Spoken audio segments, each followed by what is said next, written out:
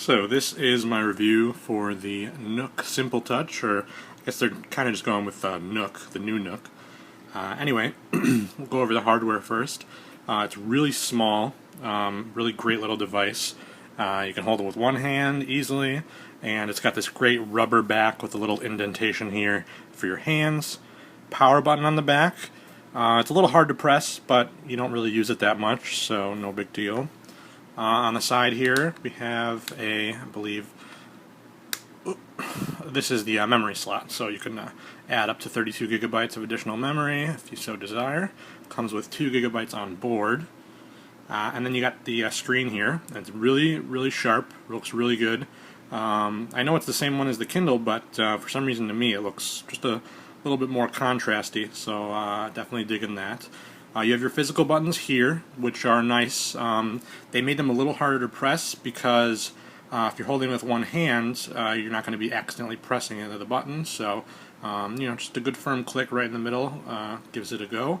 And you could switch the order if you want the top one to go forward or backward. You can switch those, so the bottom do vice versa, which is cool. So, if you have a smaller hand, you might want to make these the page forward button. So they really thought of a lot of good stuff hardware-wise.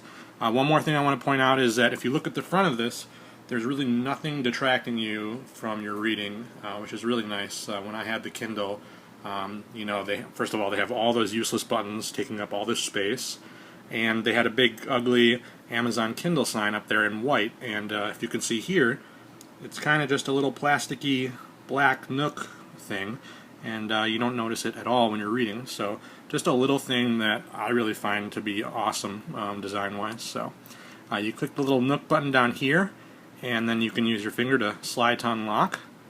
And sometimes it takes 2 tries, but that's what, or 3 tries. That's what you get with new products. Though it's the screen is actually, for the most part, very responsive. We'll try it again and see if it does it again. Click the little Nook and slide to unlock. So maybe I just didn't go far enough left. So very cool little device, very awesome UI here. It's just bare bones right now, but I'm sure someone's going to hack this thing and put tons of cool stuff on it. But actually how it comes is very nice. You have your book that you're currently reading here. I've been reading Game of Thrones because it's on TV, and I'm way behind on that suggestion from many people. So reading that right now, and then you could go on the right side shows new reads of some books that you have in that you just recently purchased or put on your Nook, and it handles all formats. I dragged over a bunch of my EPUBs that I had right onto the hard drive, or built-in SD card, whatever you want to call it, and just loads right up into your library.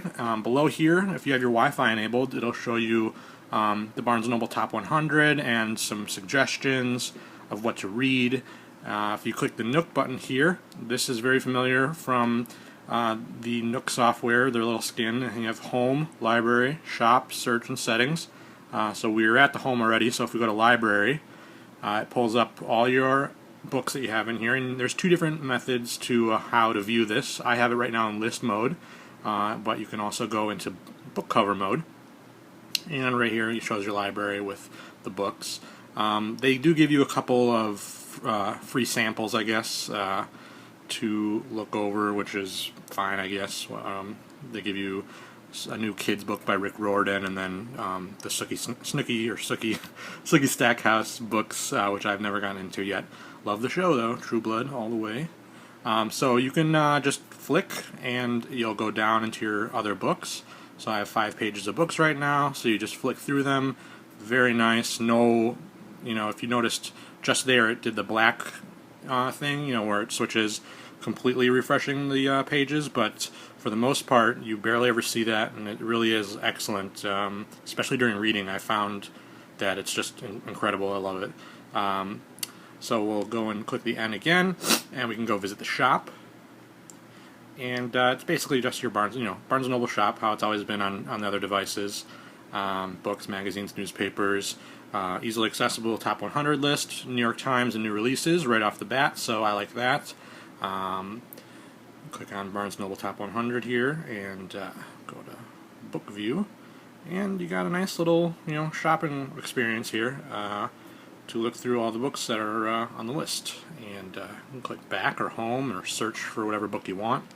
I haven't really done much research because I just haven't, but I believe Barnes & Noble has more books than Amazon to purchase, but don't take my word on that. Search, haven't used too much, but believe that just allows you to search your Nook for any files or books you have on there.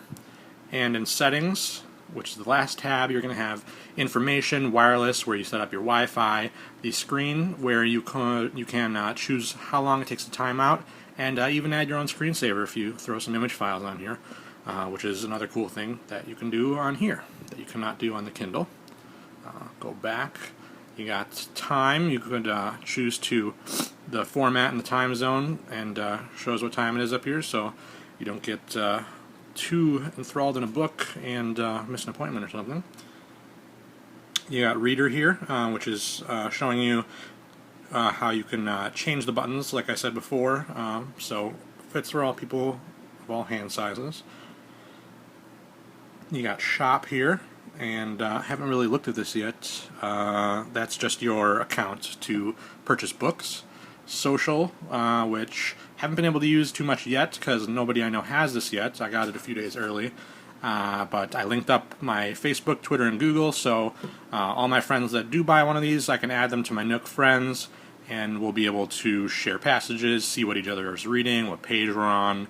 Gimmicky, but also cool stuff that hopefully Barnes & Noble will continue upgrading and updating and making it better. You got your Lend Me feature to lend books that you've purchased. Select books will have a little stripe on the side of the little book and show you what books are lendable from your library.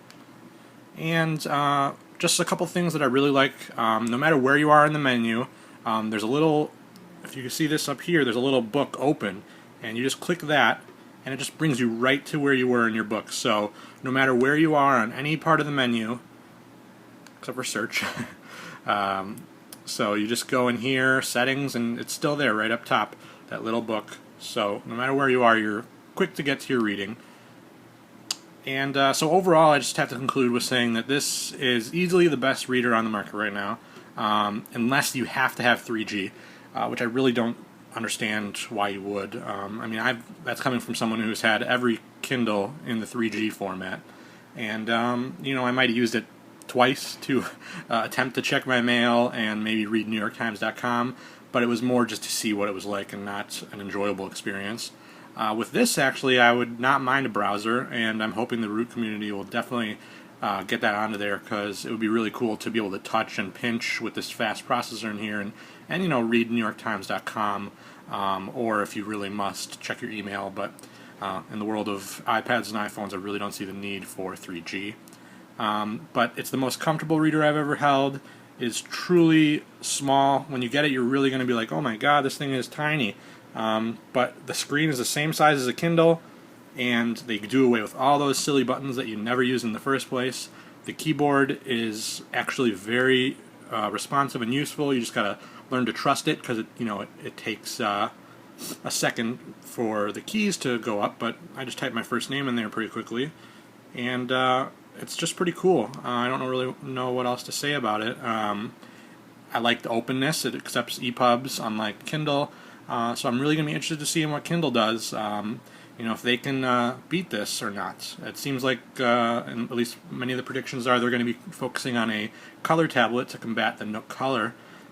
So for now, I'd actually put Barnes & Noble in the lead, which is really crazy considering just a couple years ago they weren't even in the game. So now they have the most popular color reader, and in my opinion, what will be the most popular black and white e-reader. So I hope you guys enjoyed my very long review, and thank you for valuing my opinion, and hope to see you guys again soon.